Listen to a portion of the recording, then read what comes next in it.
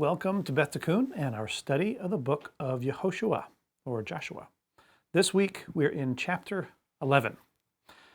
All right, so the first half of the book of Joshua is coming to a close. The defeat of the southern kingdoms has been completed in the previous chapter, and in this chapter the northern kingdoms are in the Israelites' sights. The battles continue to be made easier by God's intervention, and the war is ending, and the settling of the land is about to commence. But before we get into the text, I want to talk to you about something. If I haven't mentioned it already, I apologize, but if I have, it definitely bears repeating. What we're studying in Joshua isn't just the history of the Israelites. It's the story of where we are right now. What do I mean by that? Well, the Israelites are a picture of yourself, okay? Canaan is a picture of your soul. The kings of Canaan are the parts of your soul that need to be conquered. And Joshua, of course, is a picture of Yeshua. And he has been tasked by the Father to lead you into those occupied places to bring victory. Okay? All these battles that have happened within Canaan represent the war for our souls. The degree to which we follow the orders of our King, Yeshua, is the degree to which we claim our souls for God and His kingdom. Got it? All right. On a related note, I want to read to you something that I found this week from the Art Scroll Tanakh series commentary on Joshua. This is the book that we usually have back here on the shelf, this book. And in my study this week, I found this passage that I want to share with you. I think it's an excerpt from another book called Niflaos Mitoras Hashem, Marvels of God's Torah by Rabbi Tzvi Hirsch Shlez. What he's talking about is what we would call divine providence, or God's intervention on behalf of Israel, and it's worth sharing with you. And I'll read it now. Divine providence operates on many levels. Although the loss of 36 men back in chapter 7 was viewed as a national catastrophe, it also set in motion the fulfillment of a blessing. Concerning the inheritance of Eretz Yisrael, the Torah promised the Jews great and good cities which you will not have to build, houses full of good things which you will not have to fill, vineyards and olive trees. This is in Deuteronomy 6, verses 10 and 11. The implications of this blessing are staggering. When the Israelites would march into Eretz Yisrael, they would inherit developed cities, planted fields, and fully furnished houses. The only way this promise could have been fulfilled was the way in which it was fulfilled. All the Canaanite kings united to jointly battle the Israelites in the chapter this week, 11, verse 5. After they were defeated, their cities were defenseless, and Israel could plunder their houses and fields without opposition. Had the inhabitants of the land left on their own volition, they certainly would have transported all their possessions with them.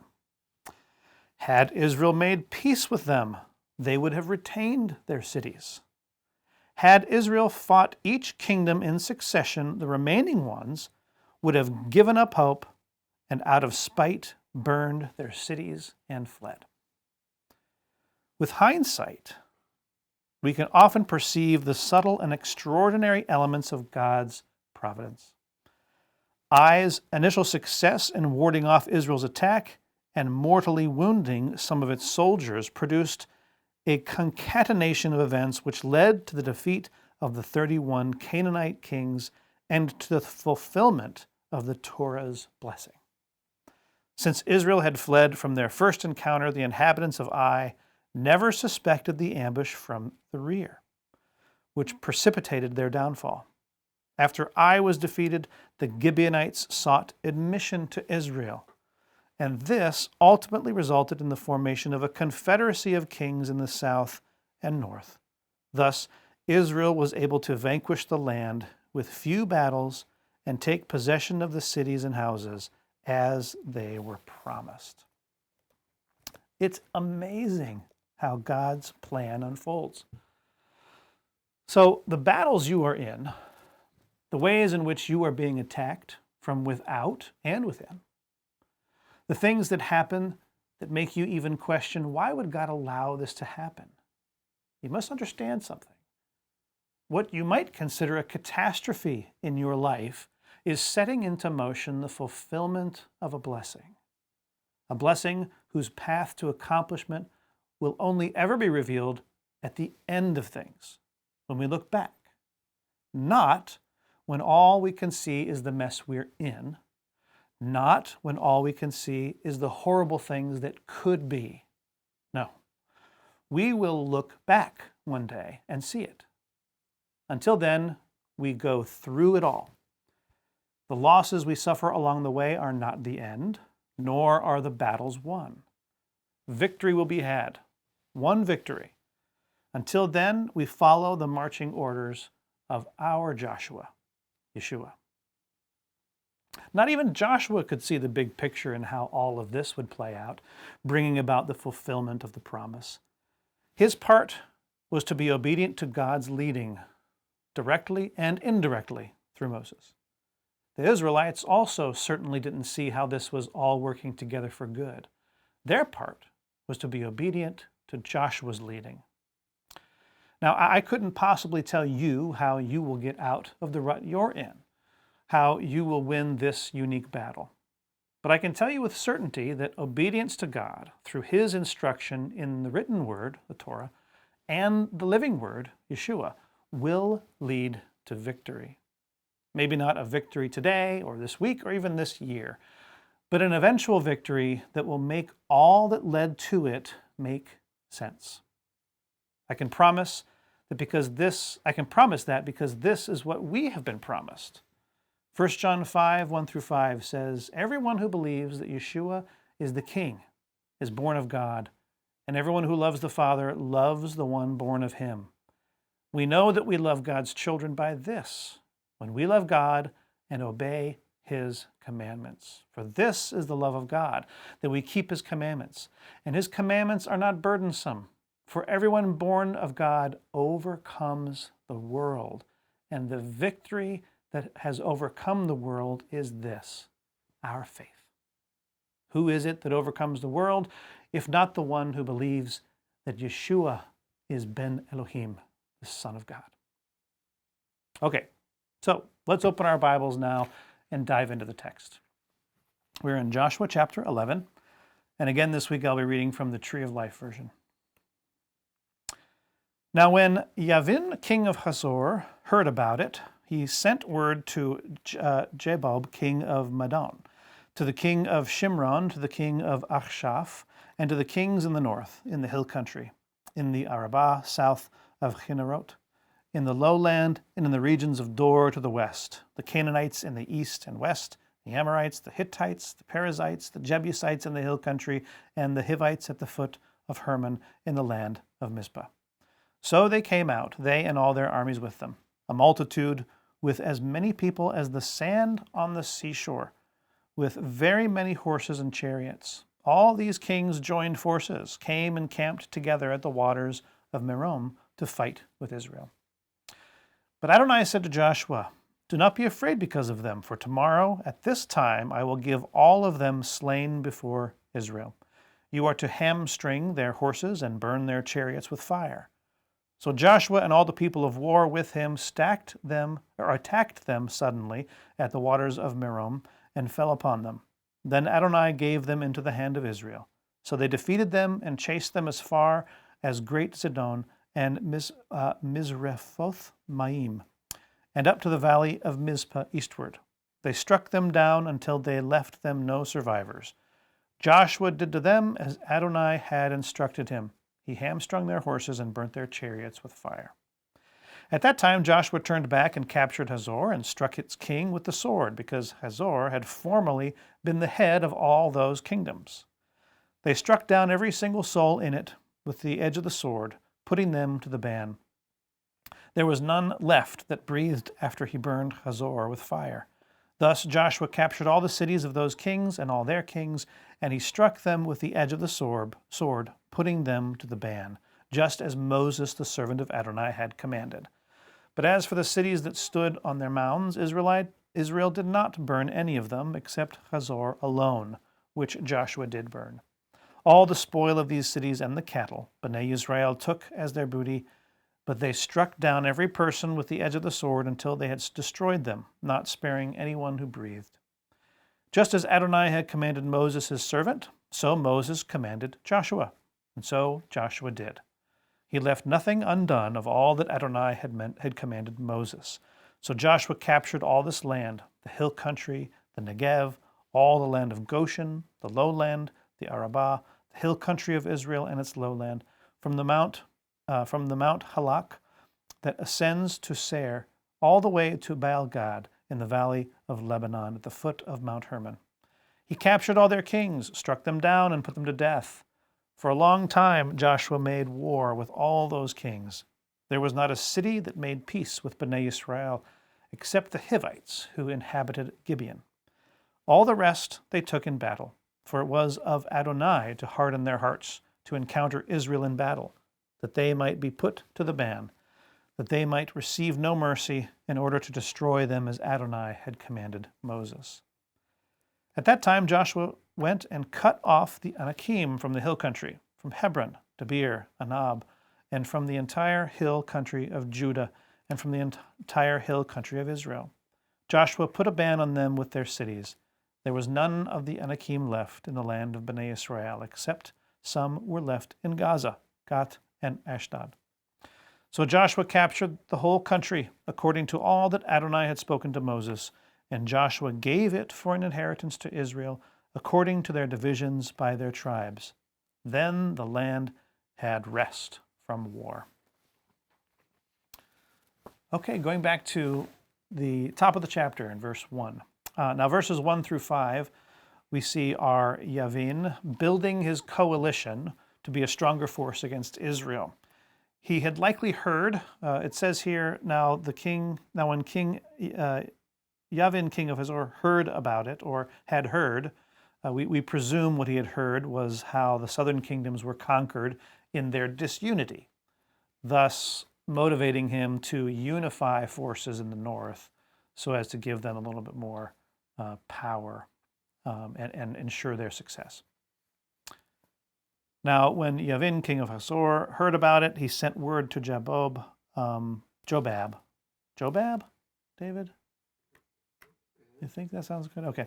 Jobab, king of Madon, to the king of Shimron, to the king of Achshaph, and to the kings in the north, in the hill country, in the Arabah, south of Chinnerot, in the lowland, and in the regions of Dor, to the west.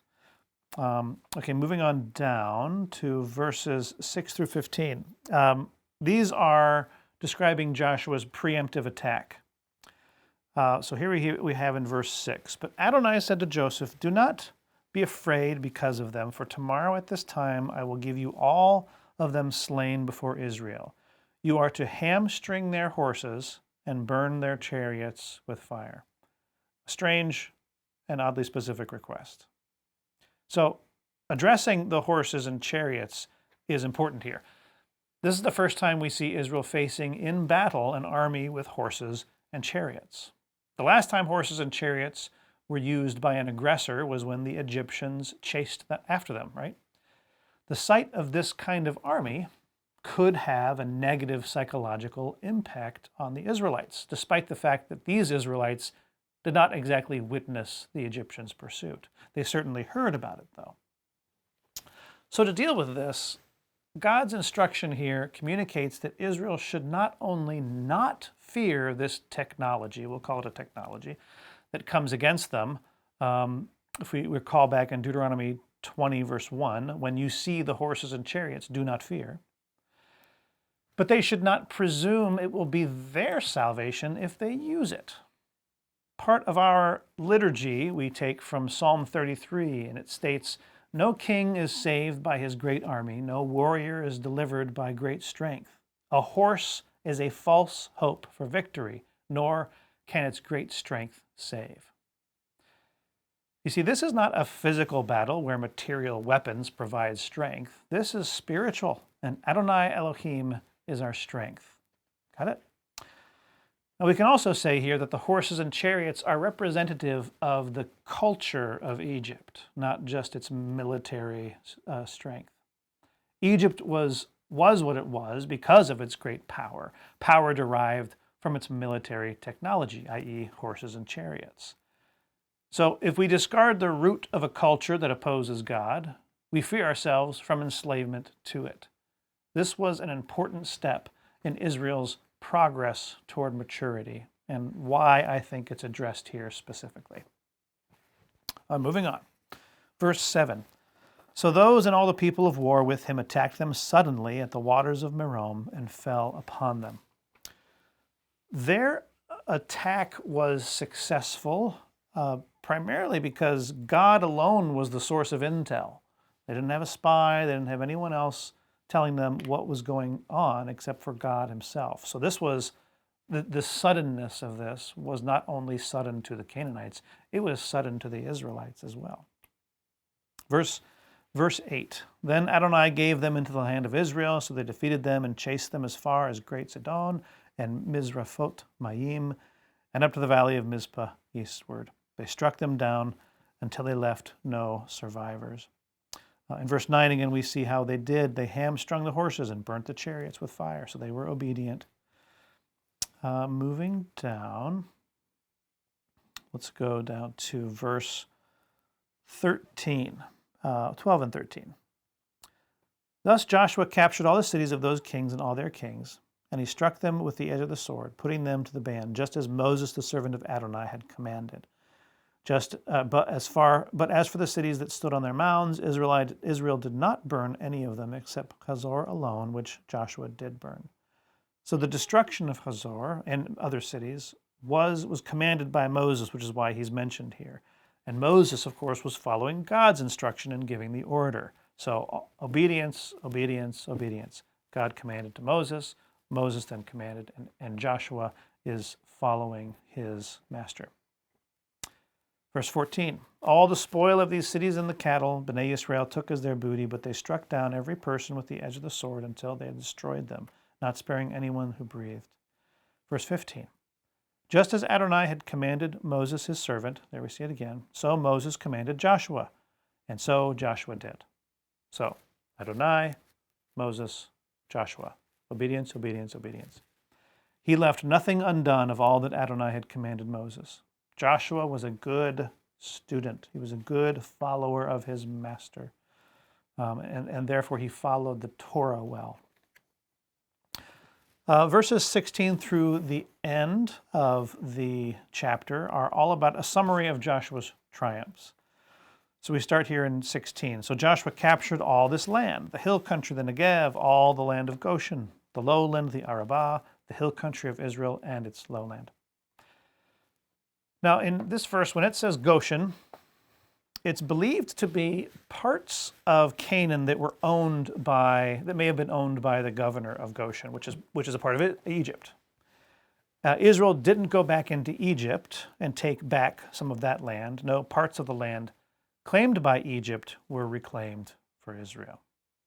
So I like to think of this as the saying, you can take the Israelites out of Egypt, but you can't take Egypt out of the Israelites. As we've seen in the wilderness, there was some longing to go back because that's what they knew. Here, I think, is an example, just a brief touch on the fact that Goshen had to be defeated as well, which was the last tie to Egypt. Parts of Canaan that were claimed by Egypt, they had to be defeated and claimed as well. Moving on, verse 17. From the Mount Halak that ascends to Seir all the way to Balgad in the valley of Lebanon at the foot of Mount Hermon, he captured all their kings, struck them down, and put them to death. For a long time, verse 18, for a long time, Joshua made war with all those kings.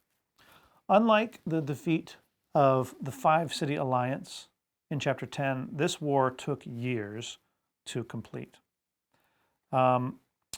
And I believe here, if I'm correct, and please tell me if I'm wrong, and David, you may know this too. This verse in the Hebrew is 7 words long. In 7 words, the duration of Joshua's victory over the northern kingdoms is described. I think this could be an indication of the holiness of this. Now, I say that I think it's 7 only because 3 of these words in the Hebrew are hyphenated, and I'm not sure if this should be counted as 7 words or 9 words. If it's 7 words, then I think that could be an indication of the holiness of this. So, those of you who know, leave a comment and let me know. Verses 19 through 20, these are about the Canaanites losing their opportunity to repent and survive. So let's read these two. Verse 19. There was not a city that made peace with Bnei Israel except the Hivites who inhabited Gibeon. All the rest they took in battle. For it was of Adonai to harden their hearts to encounter Israel in battle, that they might be put to the ban, that they might receive no mercy in order to destroy them as Adonai had commanded Moses. So you can look at it this way. The Gibeonites were redeemed. The rest of the kingdoms had to be eliminated for Israel to safely inhabit and flourish in the land. So, in other words, death has to precede life. The work of the soul is to go into all of these dark places led by Yeshua and either redeem or expel what we find there. Even with Yeshua's help, the work of redemption will be difficult. It may take years, but it's possible. And there will be pain in the expelling of what needs to go. These are unavoidable options, but they are absolutely necessary. Verse 21. At that time, Joshua went and cut off the Anakim from the hill country, from Hebron to Beer, Anab, and from the entire hill country of Judah, and from the entire hill country of Israel. Joshua put a ban on them with their cities. And if you'll recall, putting a ban means dedicating them for destruction. That's the same words there in the Hebrew. Verse 22. There was none of the Anakim left in the land of Bnei Israel, except some were left in Gaza, Gath, and Ashdod. And finally, verse 23. So Joshua captured the whole country according to all that Adonai had spoken to Moses, and Joshua gave it for an inheritance to Israel according to their divisions by their tribes. Then the land had rest from war. So, our souls will find rest after the battles cease. In the meantime, we remind ourselves of that fact when we enter into each Shabbat. We glimpse victory, and it reminds us that we must keep going. We must keep spreading out, conquering every square inch of our souls for His glory, for His kingdom. Yeshua is our King, and He will not lead us anywhere we are not meant to conquer. So let us have faith that He is the Son of God and trust that His leading us through the wilderness and into the battles in the land will culminate in the one final victory. Well, we'll end it there for this week. I hope this has been as much of a blessing for you as it has for me. And so bless you all, and may He make us into the people He wants us to be. Shalom.